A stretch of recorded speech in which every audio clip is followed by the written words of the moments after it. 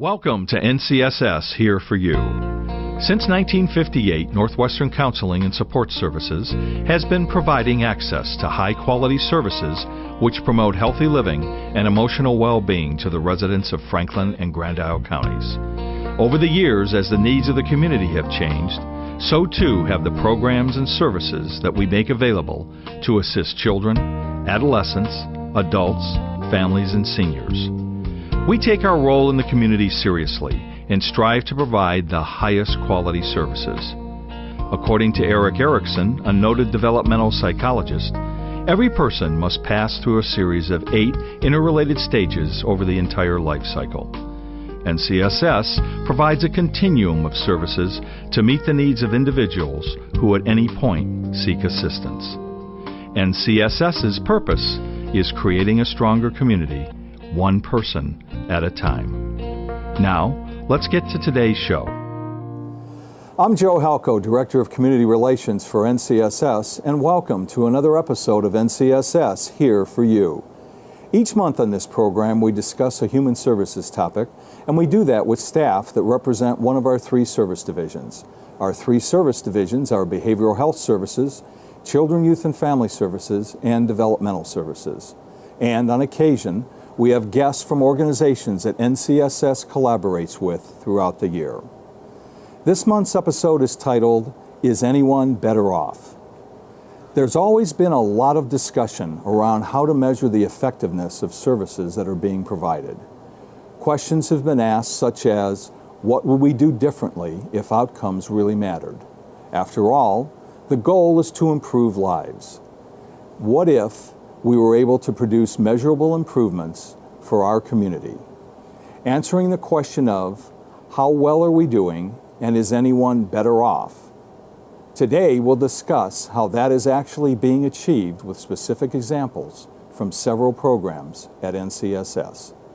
To answer the question of is anyone better off, I'm pleased to introduce this month's guests, and they are Allison Cromp, Quality Manager, Tony Stevens, Crisis Team Leader, Kara Corneau, Service Coordinator for the Community Support Team, and Amanda Morong, Transitional Support and Academy of Learning Team Leader. And I'd like to welcome all of you to this month's program. So, let's begin with, there's been a shift in healthcare relating to value and quality of care. For the past 15 years, NCSS has been using results-based accountability.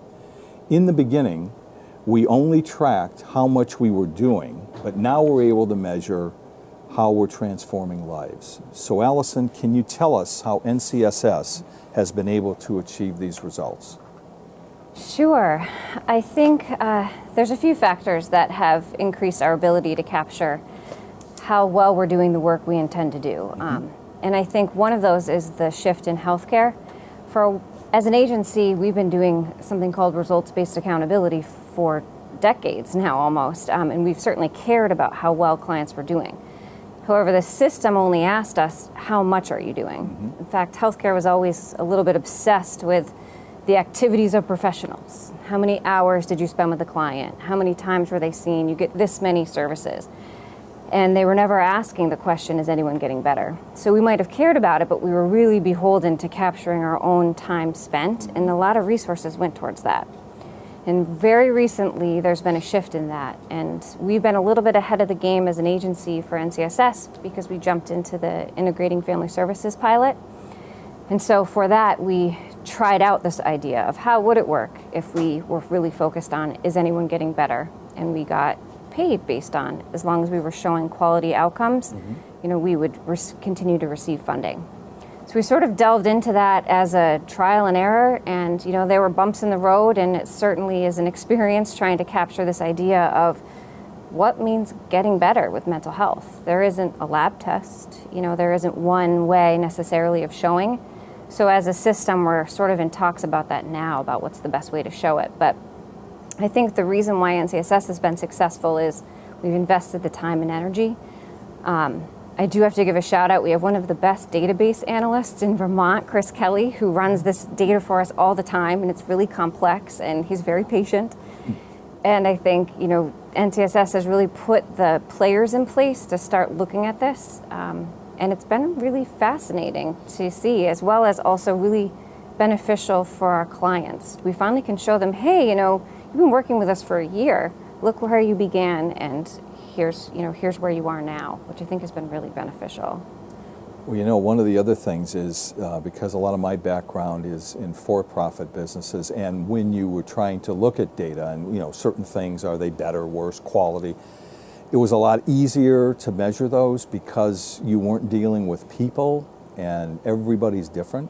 And certainly with NCSS having individualized plans for each and every person, that's going to look different for people. So I think to be able to capture all that, and like you said, it's rather complex, is kudos to be able to start that ball rolling. Yes, I think one of the biggest innovations we've done over the past couple years is starting something called the Child and Adolescent Needs and Strengths in one of our divisions. And that was a new idea of starting to get a feel for what does better look like. And we capture 50 data points on people when they come in, 6 months in, and then every 6 months following. And I think we've been intrigued to find out, a lot of people would assume the biggest needs for clients coming into care are things like anxiety or substance use disorders, when actually we started running the data and we've seen that a lack of resiliency is the number one need of clients coming into care. So it sort of shifted our focus on, okay, let's take this data and figure out what should we be focused on. And so we've started collecting data on how do we build resiliency in kids. And at baseline, kids are coming in with this percentage of having resiliency, and then in 6 months, are we building it? And then in a year, are we building it? And that's a really valid way.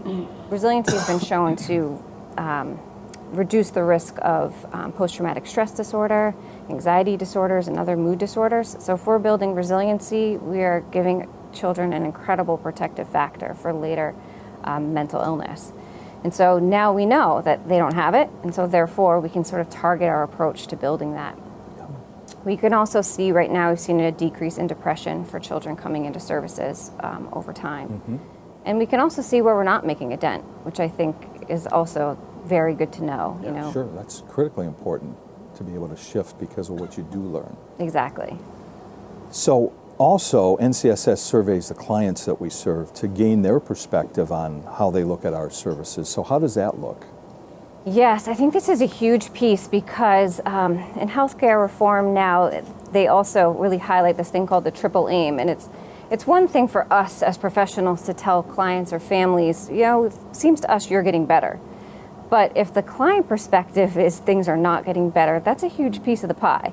And so we as an agency survey our clients once a year, and we ask them certain questions like, are you receiving the help that you need? Are you feeling like your quality of life has improved through our services? And the client perspective is oftentimes going to be a huge indicator of whether or not they continue to succeed. So we incorporate that data as well as our professional indicators, our clinical assessments, the other things that we pool together to create kind of a holistic picture of how do we think we're doing as an agency, and is anyone actually better off? Excellent.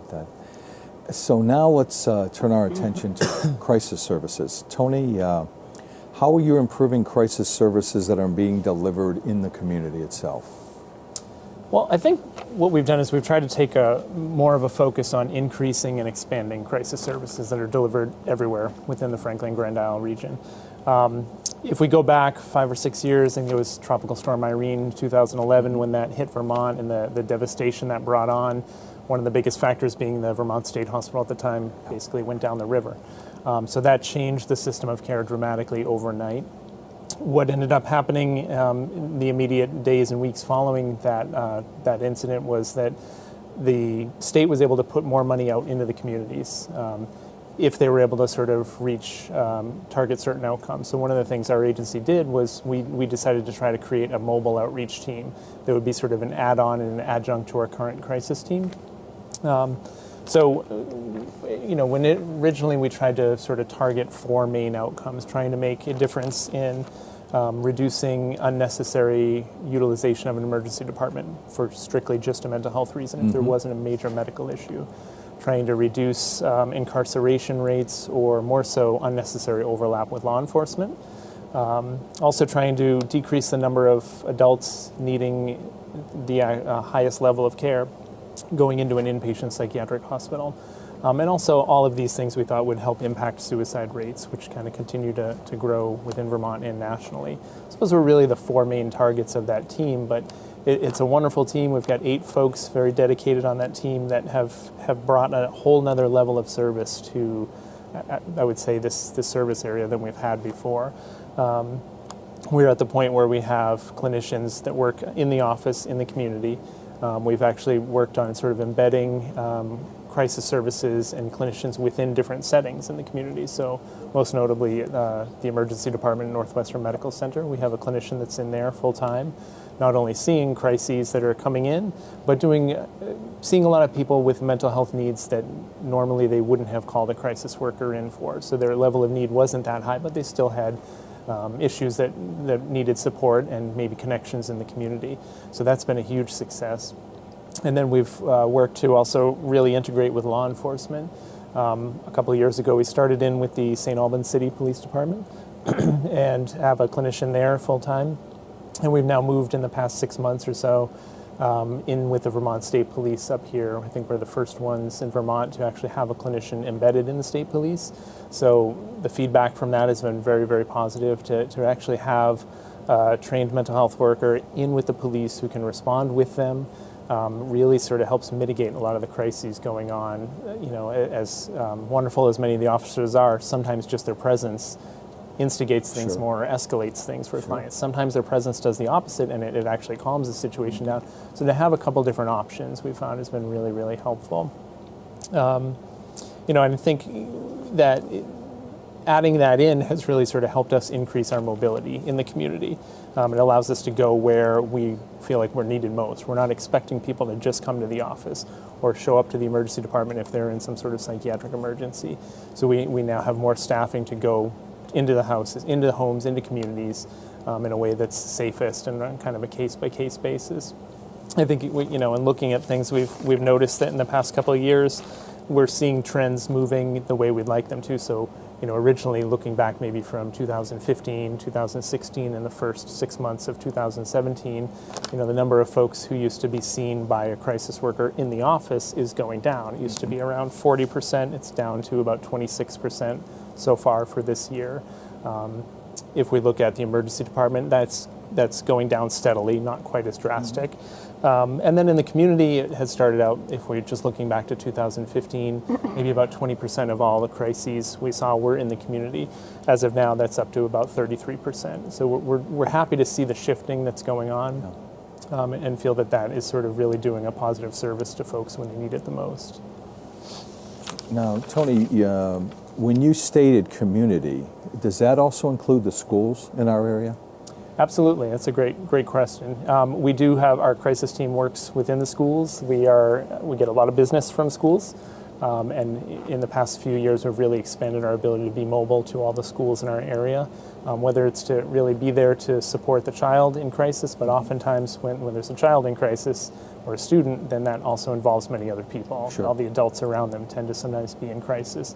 So if we're able to be there, be in the school, and either help mitigate that crisis or sort of help the other adults and the school personnel learn how to work with that crisis more effectively. And the feedback has been very positive. That need continues to grow. Mm-hmm.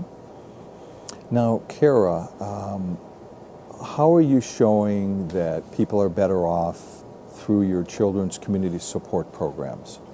Yep, so we have really taken this CANS that Allison was talking about, the child and adolescent needs and services, and so we have taken that and we have looked at what are some of the things that we are impacting, and so this has given us kind of a new lens to look through at what our services are doing for people and children in the community.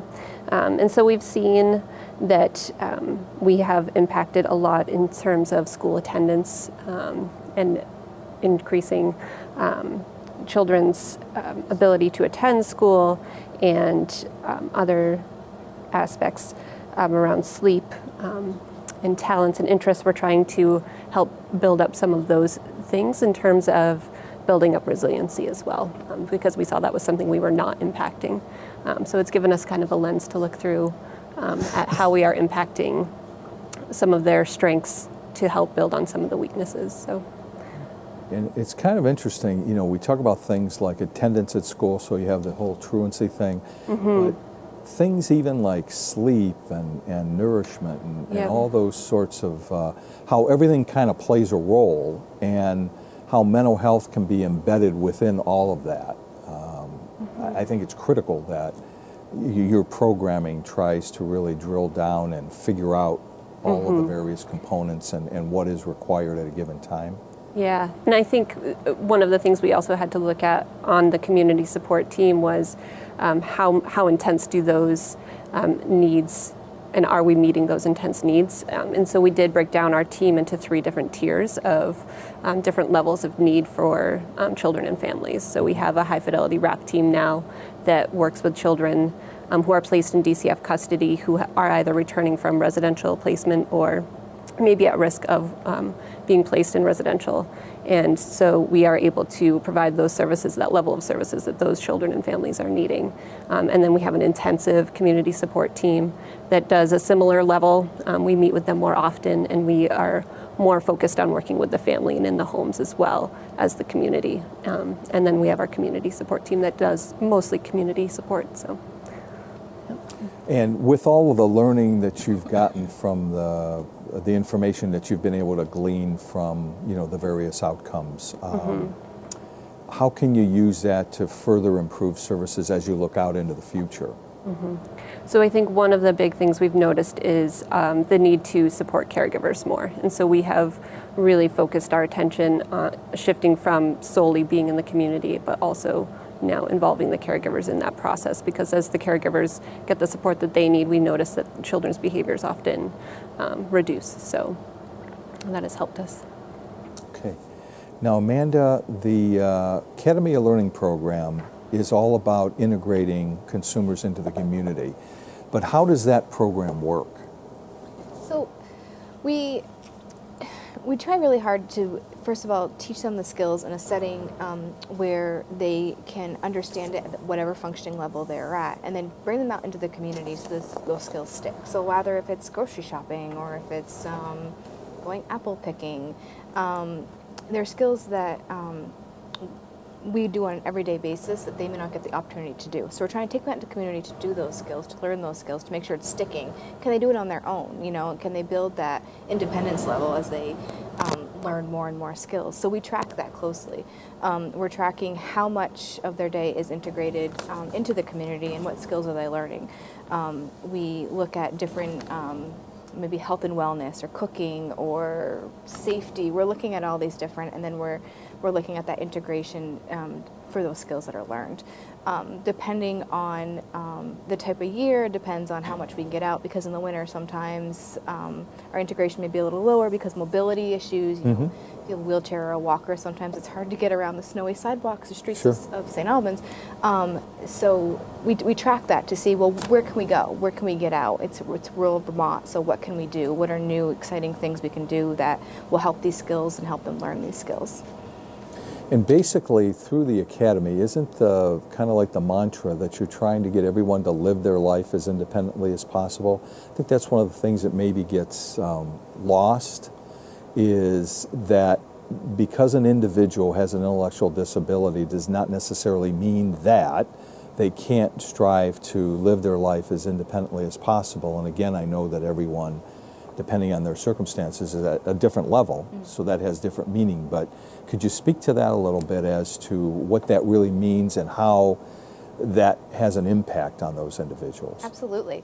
We're a big push in developmental services right now to be person-centered. So it's, for every individual that means something different, just like you and I, that means something different. We may have different hopes and dreams, and they have different hopes and dreams. And some of them, you know, independence could be as simple as, I want to microwave my own food. I don't want someone to take care of me. Or it could be, someday I want to live independently in my own apartment. And so we really strive to really talk to the individuals and be like, what is it that you want? And depending on what that goal is, how can we help you work towards that? You know, what are the steps we need to get from point A to point B? So that's what we really focus on the Academy, and that's, you know, we do this assessment every once a year. It's independent living skills assessment, and off that we get at what are the deficits we have right now, and where do we want to go with that? Do we need to learn cooking simple step recipes, or is this more of a group that wants to learn intricate, culinary recipes? It all depends on the individual and kind of what they want to do in the groups we have at the time. Now, developmental services, just like the other direct service divisions, has an employment team. And I think it's rather fascinating, some of what you're able to share with viewers, that how are consumers better off in the fact that there is a huge Social Security savings to them being involved in this program, and to the effects that you can have on them being able to actually work, as opposed to perhaps the vision that some people have that maybe they would just stay home and just not be interested in working. So those that are involved in your program, could you tell us a little bit about the savings that have been born from that? So we track, the state actually tracks, or Voc Rehab tracks closely in this database, but what it is so we're tracking the number of people we have employed in developmental services, and then the highest hourly rate, and then from that we track total wages earned for that year. And off that we can get what would be a Social Security savings, because when in developmental services, if they're not working, they'd be getting Social Security. Right. So what is the savings that we're costing Social Security by having these individuals doing jobs they love, which is also increasing independence and resiliency, because they're working towards things that they want to do and things they love to do.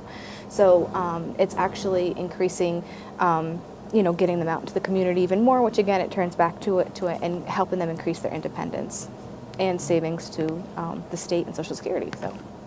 Which again is, I think, an amazing thing, and something that a lot of viewers would not really have a sense of, and the importance of that. So Allison, when we look at where we're at as an organization with formulating all of our outcomes and the measurements and what have you, and you said some of the great work that Chris is doing, where do we go from here in an effort to try to further refine? And because at the end of the day, it's really, with everything that all of you do, it's really about improving the life of the individual that you're serving for whatever their particular need is. Yes, I think in fact, it's a great time to be involved in mental health in the changing healthcare world, because one of the places we're moving into is not simply reduction in symptoms, but increase in wellness. And so I think all of us are now in a place where we're looking at ways we can impact clients and consumers that we never really knew we could before. We didn't really think with that hat on of, wow, if I'm helping a consumer grocery shop, I'm probably impacting their wellness, their health, their nutrition. If I'm going out into the community when someone's in crisis and serving them there, I may be keeping them from going to the emergency room, which is likely better for that client and also better for the community, because the cost savings when someone goes to the emergency room versus being seen by crisis is huge. And then for CARES programming, we've noticed, and I think this is where we're at right now, we're looking at what is our direct impact, but then also keeping an eye on, and as a community, what are we impacting as a whole? So if their programming, they've noticed since they started targeting clients who had really high needs, there was a reduction in kids requiring residential treatment. And residential treatment in Vermont often means for kids leaving Vermont, going out to Massachusetts, sometimes Virginia and Florida, really far away from their homes. And so when you think of wellness, being able to provide those services in the community and do it well, and being able to track whether we're doing it well, it's more population health these days than it ever has been before. And I think one of the things that gets misunderstood when a lot of people think of NCSS is they think mental health first and foremost, mental health. And of course that to some people has a stigma about it. So when you talk about wellness, population health, the work that all of you do, and really each one of the divisions, if you start to break it down, has programs that deal with prevention, which I think, again, a lot of people wouldn't think NCSS is an organization that really deals with prevention. And it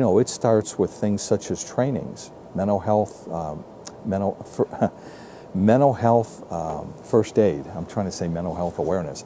Mental health first aid and youth mental health first aid training alone are two trainings that engage the individual participant in learning a lot of early warning signs that perhaps they just weren't aware of before, that can help them with those that they're friends with, family members, what have you, going forward.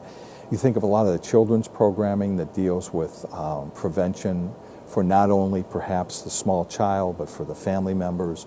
In developmental services, the same thing. So I guess all I'm trying to say is that when you think of NCSS and all of the great programming that all of you do, there's a lot of components to it, and it really all starts back at prevention and wellness and then works its way all the way to the other end, which is treatment and recovery and everything in between.